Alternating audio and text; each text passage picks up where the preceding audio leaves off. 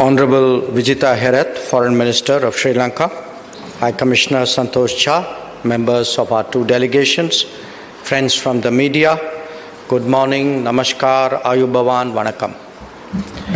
As you are all aware, I am here as special envoy of Prime Minister Narendra Modi and carrying a message for President Anurag Kumar Dissanayake. The President was kind enough to receive me this morning, and we had a detailed discussion on the damage caused by Cyclone Ditwa.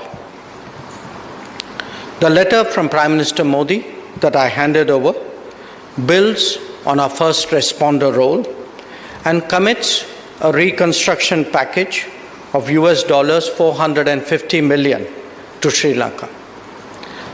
Our talks centered around how expeditiously this commitment can be delivered. As your closest neighbor and in line with our neighborhood first and Mahasagar policies, it was only natural that India stepped forward at a time when Sri Lanka faced a crisis. We have done so when you were going through economic difficulties as well.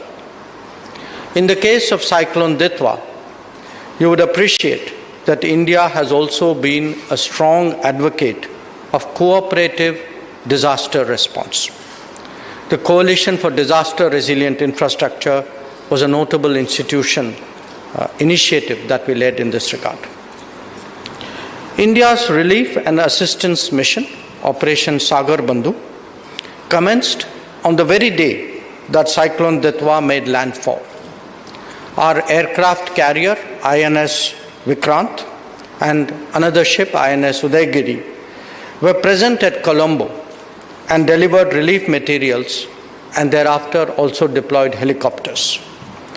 Thereafter, a number of Mi-17 helicopters of the Indian Air Force were active for a period of more than 2 weeks in Sri Lanka. An 80-member National Disaster Response Force contingent arrived simultaneously and conducted rescue and relief operations.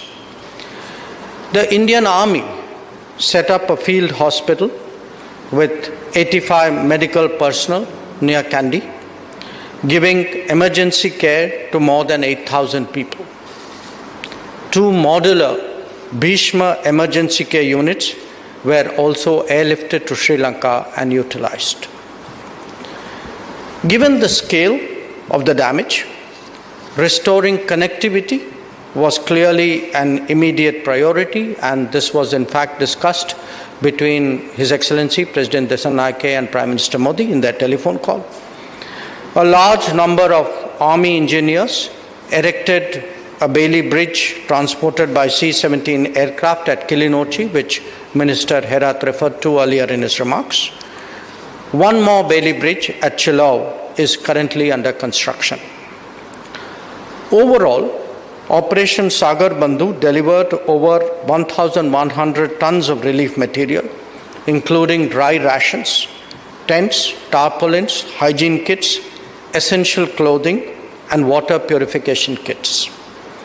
About 14.5 tons of medicines and medical equipment were also provided. Yet another 60 tons of equipment was brought to Sri Lanka to assist the relief operations. Recognizing the urgency of rebuilding, Prime Minister Modi directed that we now engage with the Sri Lankan government to address their priorities in that regard. The assistance package that we have proposed is worth $450 million. It will include $350 million in concessional lines of credit and $100 million of grants. This package is being finalized in close consultation with the government of Sri Lanka. Our assistance will cover sectors worst affected by this cyclone, including 1. Rehabilitation and restoration of road, railway and bridge connectivity. 2. Support for construction of houses fully destroyed and partially damaged. 3. Support for health and education systems. in particular those that have been damaged by the cyclone. 4. Agriculture, including to address possible shortages in the short and medium term. And 5. Working towards better disaster response and preparedness. We are conscious that work towards mitigating the impact of Cyclone Ditwa on the people of Sri Lanka must be done in the quickest time possible. We are discussing an effective coordination mechanism for earliest possible delivery. Let me also add that there are other ways by which India can and will be of support to Sri Lanka. You are a significant tourism economy, and Minister, let me assure you that we will continue to encourage tourism traffic from India in that regard. Similarly, an increase in foreign direct investment from India can also boost your economy at a critical time. Our discussions will therefore keep in mind promoting a deeper cooperative relationship between our two countries. Friends, we fully recognize that this is a very difficult period for Sri Lanka. Just as it was recovering from the economic crisis of 2022, this natural disaster has created new difficulties.